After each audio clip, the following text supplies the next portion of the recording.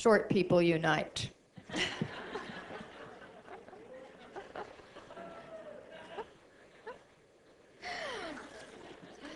Okay, I'm Helen Land.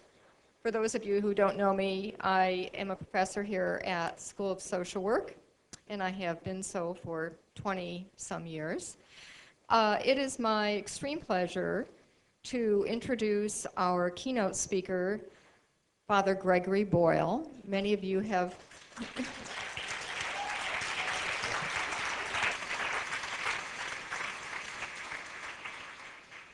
Many of you, it seems, have heard of Father Boyle. He is he began his work as a pastor of Dolores Mission Church in East LA. And in 1988, he started Homeboy Industries. Father Boyle is a Jesuit priest. He received his ordination in 1984. He is the author, along with the gangs of East LA, of G-Dog and the Homeboys, which incidentally is available in the lobby there, along with other merchandise.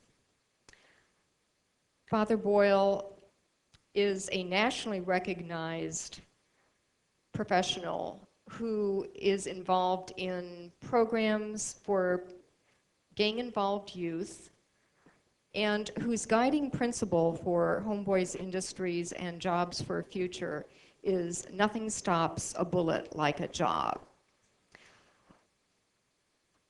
His intention is to help such youth plan their future and not their funerals. I think we're all aware, given the wonderful documentaries that our students have made, of the urgency to be involved in these situations. So without further ado, let me introduce our keynote speaker, Father Gregory Boyle.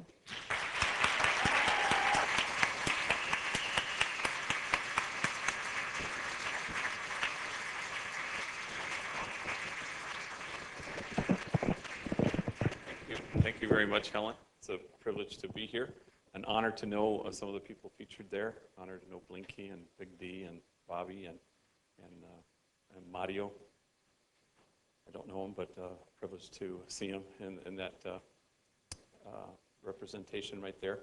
Also, privilege of my life to know Roscoe and Luis and Joseph, who will are sitting at a table at the back there, willing to. That's right. Willing to take your valuables and your purses and your wallets after this event if you want to buy things. Actually, I didn't write that book. I would never write a book named G-Dog and the Homeboys, frankly. But a woman named Celeste Fremont wrote it, who was a reporter for the LA Times at the time that she wrote it. You know, there's a common vision that holds us together here in this room, I think, and I love talking to social workers because you always feel like you're on the same página with them, you know. So, and the prophet Habakkuk articulates that vision. He says, you know, the vision still has its time, presses on to fulfillment, and it will not disappoint. And if it delays, wait for it. But nobody in this room wants to kind of fold your arms and look at your watch and tap your foot. You want to make things happen. I suggest that what I think we all want to make happen is we want to create the world such that it might look different than it currently is. You know, we want to create a community of kinship such that God might recognize it. There's an idea that's taken root in the world, and it's at the root of all that's wrong with it. And the idea is this, that there just might be lives out there that matter less than other lives. This is what social work is about, it seems to me. You kind of stand against that idea. And so in the process, you choose to stand with people on the margins and folks whose dignity has been denied. You stand with the easily despised and the readily left out. You stand with the demonized so that the demonizing will stop. You stand with those folks whose burdens are more than they can bear. And then you create and imagine the circle of compassion, and you imagine no one standing outside of it. And so you stand with those people because you want the circle to get wider. Mother Teresa, I think, diagnosed correctly the world's ills when she said, the problem, of course, is that we've just forgotten that we belong to each other. And I think what she correctly identifies is there's a lack of kinship, a sense of belonging to each other. It's the privilege of my life to work where I do, where I've experienced kinship in the most palpable ways. Running Homeboy Industries, which is the largest gang intervention program in the US of A. There are 1,100 gangs in LA County with 86,000 gang members. Members from half those gangs have walked through our doors at Homeboy Industries to locate gainful employment, to receive counseling, work in one of our 5 businesses at Homeboy Industries, to get their tattoos removed. If any of you are beginning to regret your USC tattoo, be sure to see me afterwards. Put you right on the top of that list. And then we run 5 businesses: Homeboy Bakery, Homeboy Silkscreen, merchandising, represented today by my 3 camaradas. What else am I missing? Landscaping, maintenance. And we just opened Homegirl Cafe on April 14th, 1818 East 1st Street, so feel free to go down there, where you will find women from different neighborhoods, different gangs, females with records, waitresses with attitude. We're actually working on that last part, So, but the thing with kinship is the whole thing's about kinship. A lot of times we'll say, I want justice, or I want peace. In the end, all those things, peace and justice, truly are about something else. In the end, it's really about kinship. I think, Katrina sort of made visible what was invisible, and it wasn't just poverty, it was invisibility. That there's a decided lack of belonging, where people strike a high moral distance between us and them, and they forget that there is no such thing as them. But you have to recognize it when it happens, the sense of kinship, and know that if that's the goal, if kinship is the goal, then we would no longer be promoting justice, we'd be celebrating it. Sometimes you have to kind of tell yourself, I need to be attentive to this kinship that's going to happen today, and watch for it, where there's no barrier between us and them, and suddenly you belong to each other and you remember it. I'm in about 25 different detention facilities where I say Mass on a rotating basis: probation camps, juvenile halls, youth authority facilities, jails. And after I say Mass there, I give this pitch to all the gathered gang members there at Mass, and most of them are gang members, and I say, come and get my card right after Mass, and then call me as soon as you get out. Don't slow drag, I always say this to them. I say, don't wait, because if you wait, you're going to get caught up, what the homies always say. I got caught up. Don't get caught up. Call me as soon as you get out. We'll find you a job.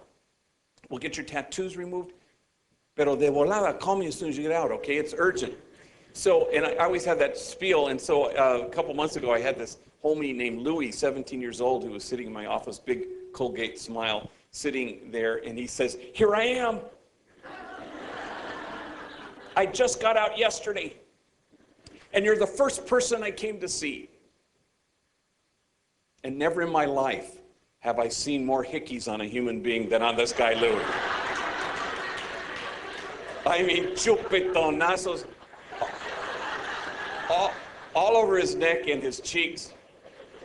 I said, dog, I have a feeling I was your second stop.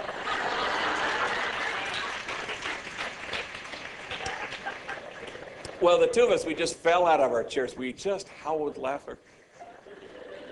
And suddenly there's kinship so quickly. You blink and you'll miss it. You don't want to miss it. I guess I never felt the sense of kinship more keenly and deeply than when I, a couple years ago, I guess now, was diagnosed with leukemia, and I went through chemotherapy, and I'm feeling okay now. I get my treatments every 4 weeks to kind of keep me going, you know. And in fact, I had a homie come in the other day. I hear your cancer's at intermission. And, you know, it's apparently stepped out to get some popcorn, you know. I'm happy to say. So I'm in intermission at the moment, and but during that period of time, I was, you know, going through chemotherapy, and I would, can you just turn the microphone down just a touch, because it's too fuerte, because I can hear the little ringing. And, you know, during chemotherapy, my ministry completely changed. It was a period of time where I could, you know, I'd go to work every day because I'd rather be there, even after my chemo. And homies came out of the woodwork. I mean, it was really quite sweet. You know, they would phone calls, and they'd all show up. And all I did for 6 months was, you know, people would cry, and it was very sweet. And now I need to tell you, you know, what you've meant to me, kind of thing, you know. And that gave me an opportunity for me to tell them who they are for me, you know. And I remember once this homie named Gus, big, huge guy, 6'4". God forgot to give him a neck, you know. And he was like, you know, tattoos all over the place, big tears in his eyes, and standing in front of my desk. What do I have that you need? You know. You know, meaning organs. You know, and I was really happy to say that I didn't need any. So I thank you, though. And it was the thought that counted. And, you know, I got a homegirl named Chino who calls me up on the phone, and she leaves me a voicemail message, and she says, now it's our turn to take care of you. Very sweet.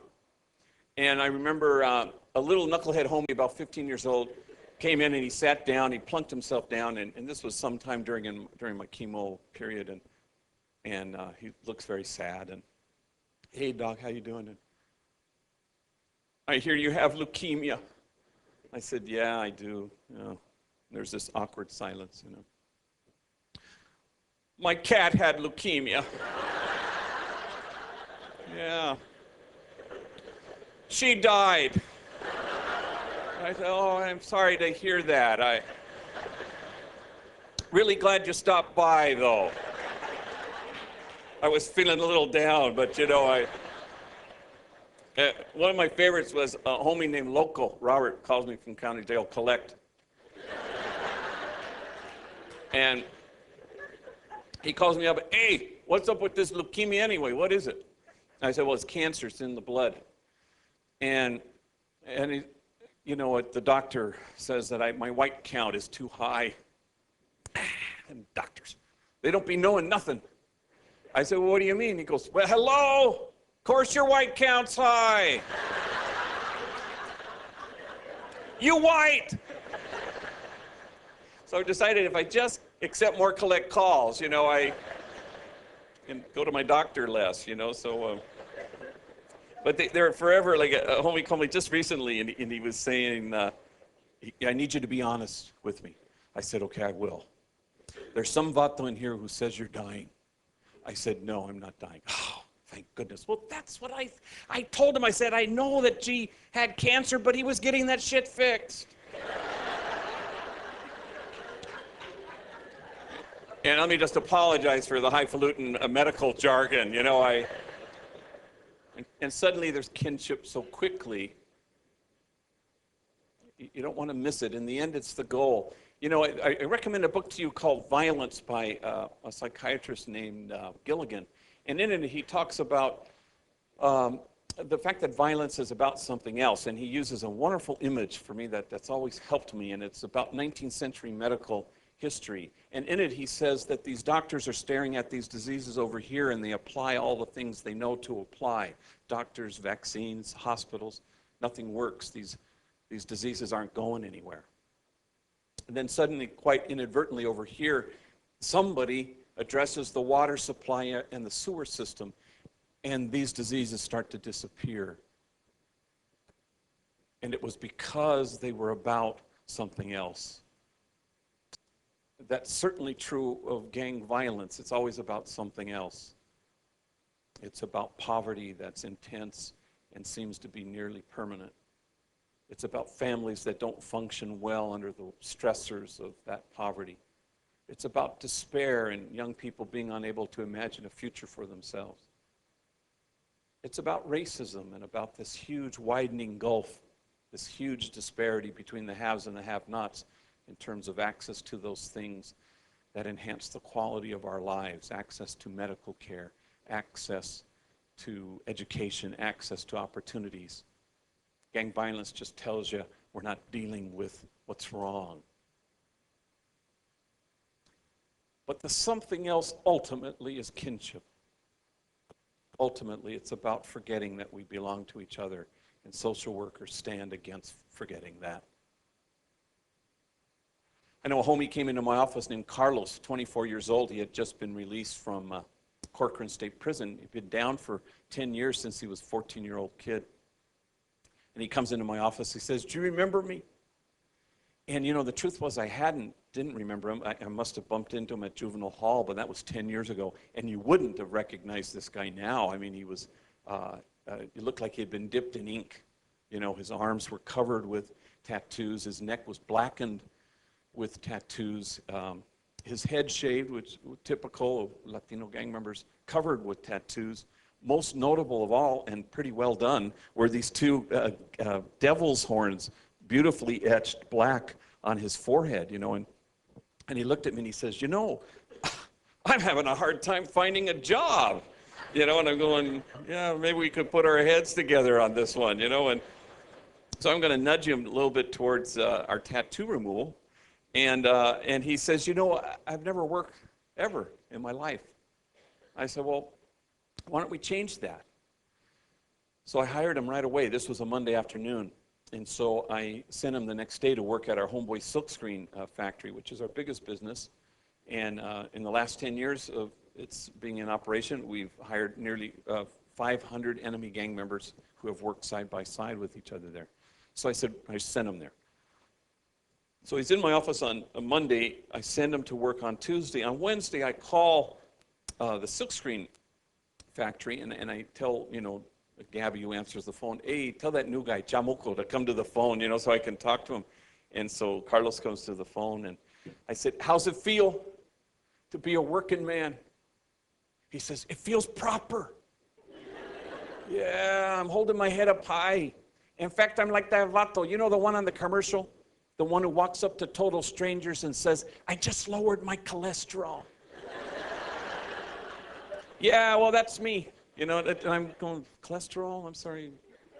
I guess I'm not getting this." And he said, "Yeah, yesterday after work, I'm tired, I'm dirty, I'm sitting in the back of the bus. I couldn't help myself. I kept turning to total strangers. I'm just coming back from my first day on the job. Just got off. First day at work." You know, of course, I'm, you know, trying to imagine the people on the bus, you know, and you know, wondering, you know, maybe our mothers clutching their kids a little more closely, you know, and maybe there were people on the bus who said, "Hey, nice going, bien hecho, mijo."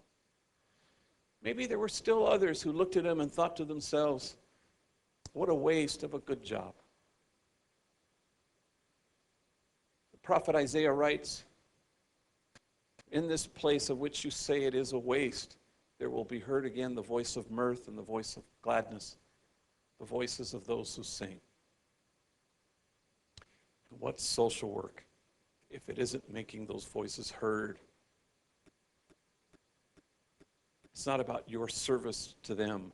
It's not about you receiving from your clients. It's about moving to that third amazing place where you say, "I'm in kinship with folks.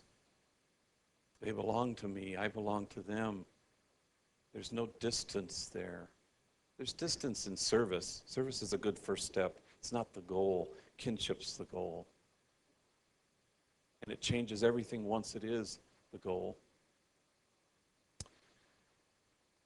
Homeboy Industries was born with Homeboy Bakery in 1992, and it was some big rich movie producer called me and had heard about kind of the stuff that was happening at my parish in Dolores Mission, where we had 2 housing projects, the largest grouping of public housing west of the Mississippi, where we had 8 gangs at war with each other, and we started to do stuff with them.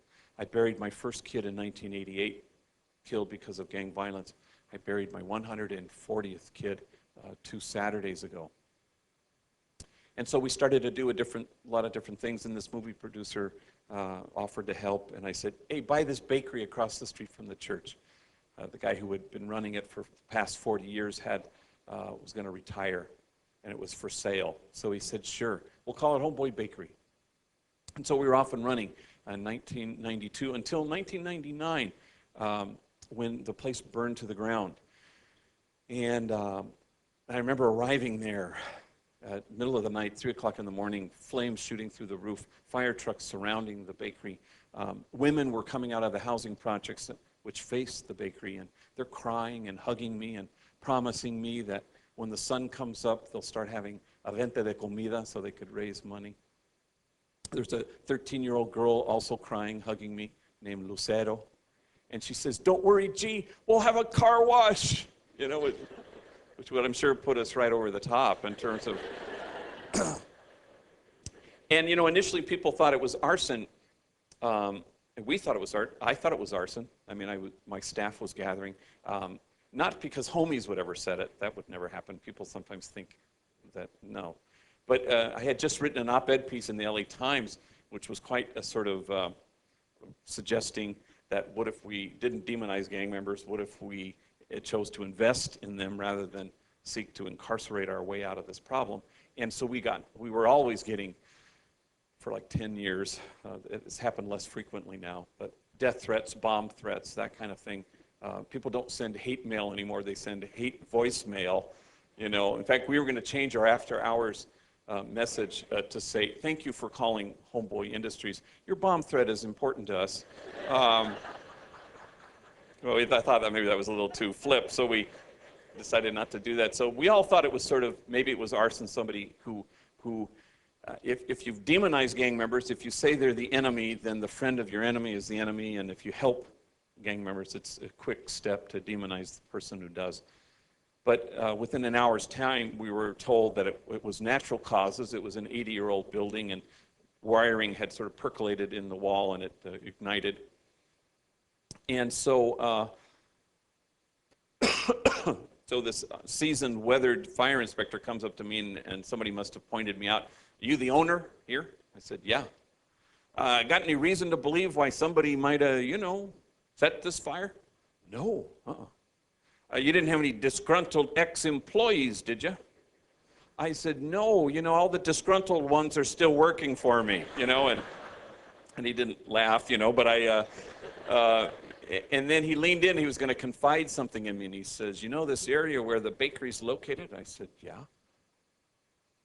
It's known for hoodlums, he says to me, you know, like this news might come as a surprise to me, you know, and I said, well, you know, I think we're okay there too, because at Homeboy Industries, we're only hiring hoodlums. It's, you know, anyway. So cut to the next day, we call all the bakers, they all show up, and except one, a kid named Danny, we couldn't find him. So we, you know, he wasn't at home and we couldn't leave a message, and so sure enough, as all the enemies and guys who used to work together at this bakery are picking through the rubble, Danny shows up. He arrives on the bus. He's wearing his perfectly planchada uniform with Homeboy Bakery over here, Danny emblazoned over here, and his step is light as he walks into the bakery parking lot. And he gets a few feet in, and he stops, and he's paralizado. He's frozen there. He sees the smoke still wafting through the bakery, and he sees the soggy mess that the firefighters have pulled out. He sees his coworkers picking through the rubble. And he knows what's happened. And he puts his head in his hands, and he begins to sob and sob and sob. Because this was a whole lot more than a job. It was, in fact, his reason to get up in the morning, and more importantly, his reason not to gangbang the night before. In fact, the sense of kinship that he enjoyed in this experience working there was deeper than anything he had ever known in his family, and certainly stronger than anything he had ever experienced in his gang. So all we could do was surround him with love and the promise of rebuilding, and that's where we currently still are. We're just on the cusp of, we're going to build over near Union Station, move our headquarters there, move Homegirl Cafe from 27 seats to 97 seats, and have our bakery there. So hopefully that'll happen by in the next 9 months, or by end of 9 months. We're going to give birth to this bakery there. But the bakery was a famous place during its existence. It was a place where people came from all over the world, international groups. It was, busloads of Japanese tourists from Tokyo. I mean, seriously, and take me to your bakery. And, once Prince Charles and his business advisors showed up, it was Pip Pip Cheerio meets the homies. It was, something of a culture clash you had there. And our foreman at the time was a guy named Roman. And Roman, 25 years old, arguably one of the biggest drug dealers I've ever known in our community from a gang. And he decided to stop selling crack cocaine and bake bread instead. And not only did he work with his enemies, he supervised them, which is a great deal more difficult. But part of his job as foreman was he had to greet the NBC News crew and the busload of tourists, and he hated that part. And I always said yes, because I thought, what if we announced this message to the world? What if we gave a second chance, or perhaps even a first one, to gang members? Wouldn't that make a difference? And the hope, of course, at Homeboy is to truly empower gang members in the best sense, not in handing power over to them as if you had it to hand, but to hold the mirror up and return kids to themselves, what Alice Miller, the child psychologist, calls choosing to be enlightened witnesses, people who through your tenderness, kindness, and focused, attentive love return kids to themselves. That's the task of empowerment, to hold the mirror up and tell them the truth. Here's the truth. Are you sitting down? You're exactly what God had in mind when God made you. And then you watch them become that truth. You watch them inhabit that truth. And no bullet can pierce that. No 4 prison walls can keep that out. And death can't even touch it. Because it is its own reward. And it gives you enough resilience to face what the world will inevitably throw at you. I always said yes when people wanted to come to the bakery, because it was more than bread. It was about that message. So Roman hated this task. I mean, he always had the worst case of attitude-itis on it, And once I got a request from a busload of Midwestern farmers. Now, what they were doing in L.A., apparently there was a Midwestern farmer convention somewhere here, and they said, we've heard about this bakery, like to come? I said, sure. So Roman and I are waiting for this busload of farmers to show up, and he's, he's got his arms crossed, and he's really in a bad mood. And as the bus pulls in, hi, how are you? And I'm waving, and he's not, and it's one of those slick, sleek, ultra-modern buses with the microphone at the front, where you give the tour. And I'm waving, and I'm telling him, just park right there, And as it's pulling into park, Roman, having seen the microphone, pretends that he's, the tour guide, Welcome to Homeboy Bakery. Observe gang members in their natural habitat. Please keep your hands in the bus at all times. Do not attempt to feed the homies. They are not yet tame. Cállate, cabrón, what are you talking? And they get off the bus, hi, how are you? And I hand them to Roman, and I go to my office, which is several blocks away. I come back later on that night, as I would typically do, and I see Roman, and his seeing him triggers the fact that there was a tour. Hey, Doc, how was that tour today, by the way? Damn, gee, what's up with white people anyway? I said, I don't know, what's up with us? He goes, well, they always be using the word great. They do? He goes, yeah, watch out, check this out, this busload of gabachos. They come into the bakery, they see all the machinery and everything is clean and neat in its place, and they say, this place is great. Then they see the homies, enemies working together in the same place, and they're getting along. You fellas are great. Then they try our bread, and they say, wow, this bread, it's great.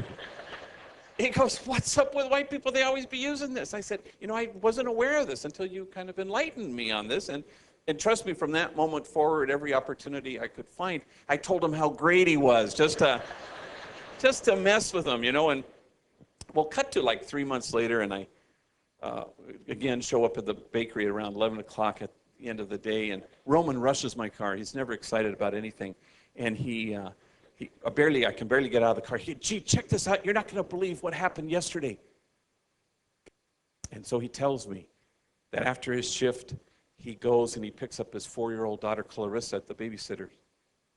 He puts her in the car and seatbelts her in and drives to their humble little apartment where for the very first time in his life, he's paying honest, clean, decent money rent. And he unlocks the front door, and Clarissa goes running down the hall of this humble little abode and gets to the little living room, and she plants her feet, and she extends both arms, and she takes the whole place in with her eyes, and she says, "This is great." And he said, "I thought she was turning white on me, you know." And he gets down at her eye level and says, "Mija, what's great?" And little Clarissa clutches her chest and she says, "My home." Well, he says this punchline, and we both were like electrocuted by it. And suddenly, as unexpected as a thing can be, we're both surprised at the welling of our eyes, and we're just struck dumb. We can't speak. And lips are quivering, and eyes are filling, and we can't speak. And finally, I break the silence, and I said to him, "You did this. You've never had a home in your life. Now you got one. You did this.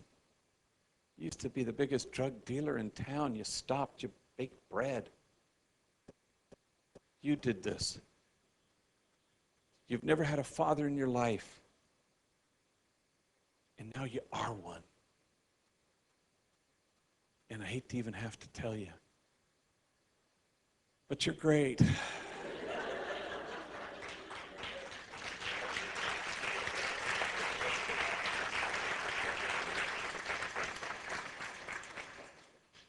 And I really hate to have to tell you this part. But the first time I told that story after having retrieved it from my memory bank was at Roman's funeral. And he wasn't doing one thing wrong on that Wednesday afternoon at 3 when he was killed. He was packing his car to go on a camping trip. 2 pobrecitos, enemy gang members came in with their faces covered looking for enemies, didn't find any. One of them must have caught sight of Roman and may have said to himself, "He'll do." Walked up and killed him. I told that story at his funeral because of all the questions I kept being asked by his friends and his homies throughout the whole week spanning his death to his burial. They kept asking me over and over again, "What's the point of doing good if that can happen to you?" And I thought it was a good question. So I stood up at that church at Dolores Mission to a packed crowd at the evening of his funeral mass, and I said, "Here's the point. That in the last 4 years of Roman's life, he came to see the truth of who he was, that he was exactly what God had in mind when God made him. And so he became that truth. He inhabited that truth. And no bullet can pierce it. No 4 prison walls can keep it out. And death can't even touch it because it's great. Of course, there are things that are worse than death out there. Not knowing that truth is one of them. And what is social work if it isn't returning people to themselves? You know, it occurs to people, especially lately, you know, if the LA Times says you have leukemia, they start giving you lifetime achievement awards, if you know what I mean, you know. So, you know, you'll get invited to the Beverly Hilton Fufu Shishi Hotel, and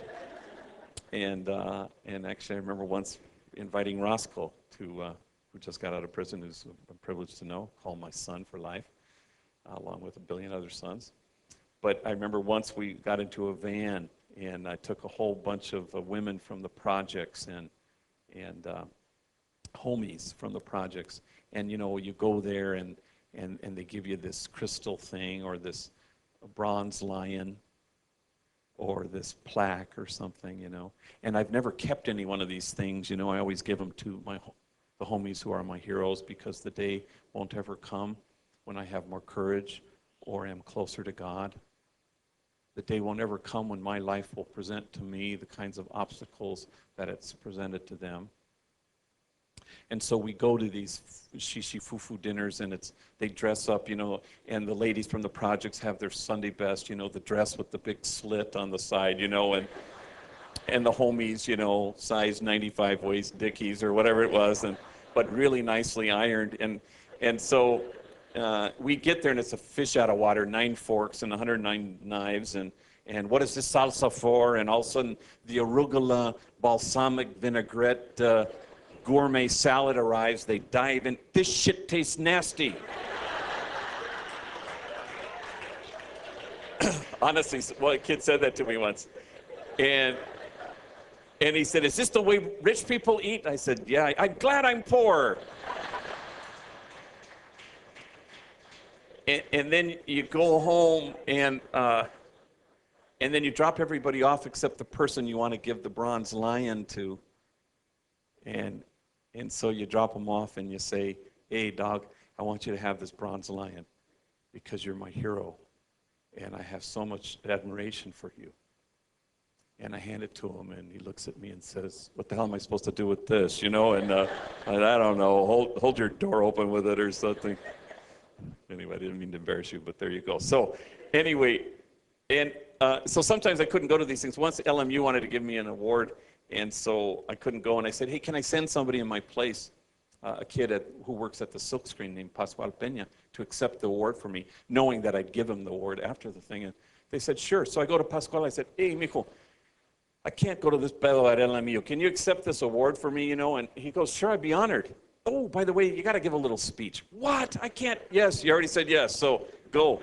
So Kara, a woman who worked in my office at that time, "Kara will take you to LMU. Write something out. It's no big deal."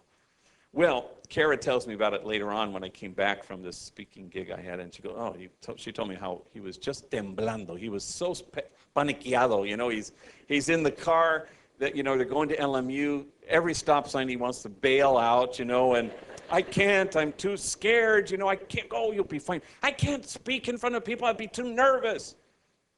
And she had said this thing, which everybody has heard, and his mother has heard this, but I hadn't actually at this point in my life, this number of years ago. He said, "They say that if you're nervous speaking in front of a large group of people, imagine your entire audience is naked." Everybody's heard this. I hadn't heard this, and this is not a tactic I'm using at the moment. I'm suddenly watching people get quite itchy, Relax. And she says, "Just imagine that the whole audience is naked." "I can't do that. I'd be staring the whole time." So they go to the place. It goes from bad to worse. The place is packed, St. Robert's Auditorium, and people standing room only, and blah, blah, blah, Father Greg Boyle, Pascual Peña. So people clap, and he comes up, and he's trembling, and he's got his little lined paper acceptance speech. And all I remember is the last line. And he said, "Because Homeboy Industries believed in me, I've decided to believe in myself. And the best way I can think of paying them back is by changing my life. And that's exactly what I've decided to do. Thank you very much." And he goes and he sits down. Well, the crowd goes absolutely nuts. They all stand. Standing ovation for a long, whatever the verb is for that. They're ovulating, the entire group, they're standing ovationing. They're sobbing. We got mocos donde quiera. People are sobbing. He goes back to the seat, and they won't sit down. They won't stop clapping. And he's totally oblivious to this. He sees Kara, of course, she's crying and clapping. But a total stranger right next to him, this man is crying and sobbing and clapping. Finally, he turns to Kara and he says, "Damn, They're sure clapping a lot for G, aren't they? She goes, they're not clapping for Father Greg. They're clapping for you. No, It was like somebody had electrocuted him, you know? It was like, and she goes, yeah, they're clapping for you. And it was like this room filled with total perfect strangers had chosen to be enlightened witnesses and held the mirror up and returned him to himself and pulled the goodness right out of him. And he felt favored.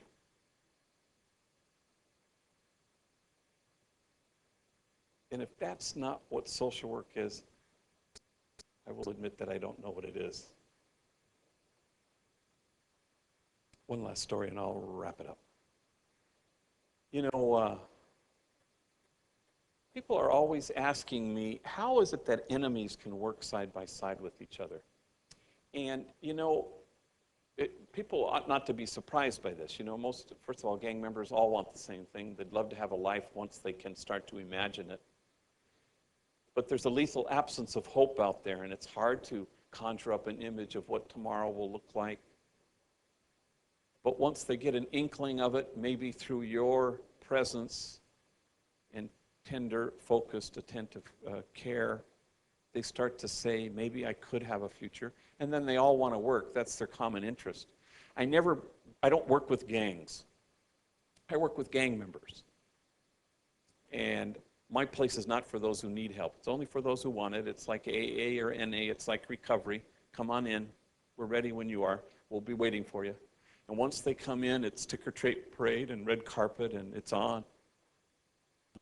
But you got to have to want it. I learned long ago in my early burnout years when I was riding my bike in the projects and put that Uzi down. Are you sure you want to shoot that guy, you know? You know, I realized that me wanting them to have a life is not the same as him wanting to have one. And so you wait for them to show up. But, you know, people ask, how is it because there's so many enemies working side by side with each other? And they always say the same thing. I'll go, I got an opening at the silk screen or wherever it is, the bakery. But you're going to have to work with fulano and sotano and this guy and this guy. Well, I'll work with them. I'm not going to talk to them. They always say that. And in early days, that used to bother me. But then I kind of went, okay, have it your way. And I remember in the early days, this is how long ago this was, when I had a new hire, I'd always walk them into to the new business to introduce them to the guys they're going to work with, you know, or women. And I remember this one guy, youngster from this one neighborhood, I walked him into the silkscreen where he was going to work, and I walked him through the whole floor of this very large factory, and introduced him one after another, and he shook hands with everybody, even his enemies. I go, great. Until youngster got to this guy named Puppet. And when the two of them meet each other, they mumble something and they stare at their feet and they won't shake hands. And of course I know that they're enemies because I know that they're from what neighborhoods, what gangs they're from. But I find out later that this was, they really hated each other very greatly. It was very personal, very deep, very strong. Well, I sensed that somewhat at the time. And I said, look, if you guys can't hang, will you let me know? And I got a whole list of people who would love to work here. No, I won't take it personally. Just let me know. And they said nothing. About 6 months later, Puppet was walking home, cutting through an alley, shortcut from the local little corner store. And as he cuts through this alley, he encounters 10 enemy gang members, and he's surrounded 10 to 1. They beat him very badly in the alley. While he's lying on the ground, they won't stop kicking his head, and they keep kicking until he lies there lifeless. And he's taken to White Memorial Hospital, and he's declared brain dead.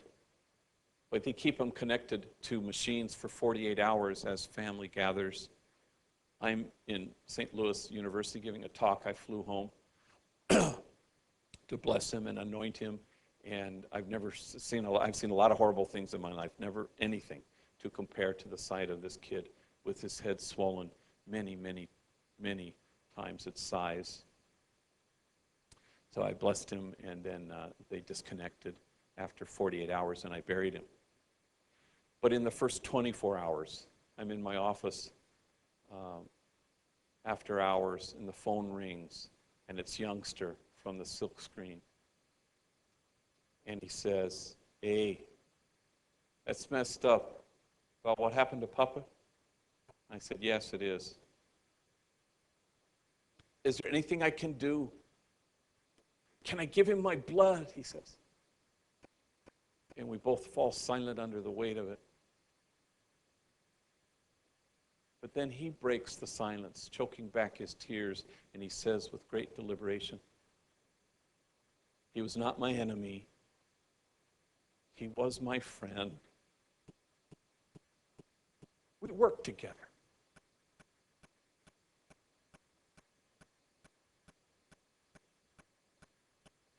Suddenly there's kinship so quickly.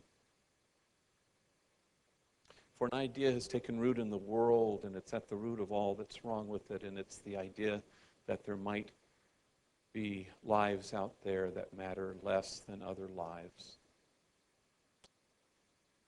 And so you're called to stand against that.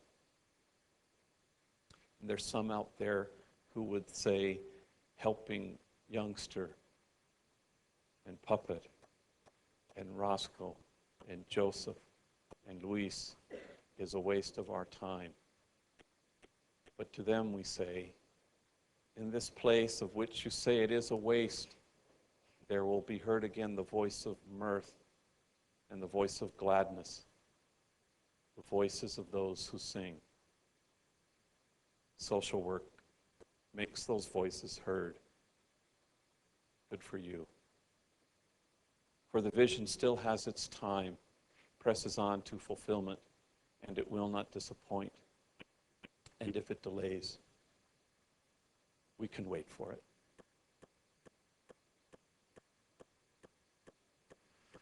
Thank you very much.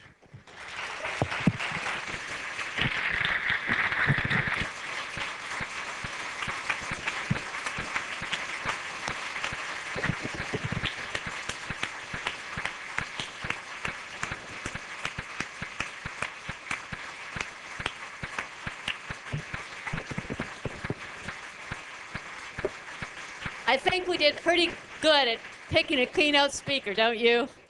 Thank you so much, Father Boyle. That was very inspirational. And thank you all for coming. Thank everybody who helped. And I can't not mention our great IT team, Terry and the Eddies. Thank you so much. And I think it's been a wonderful day. I'm looking forward to seeing all of you over in the courtyard. And don't forget your evaluations. Okay, thank you.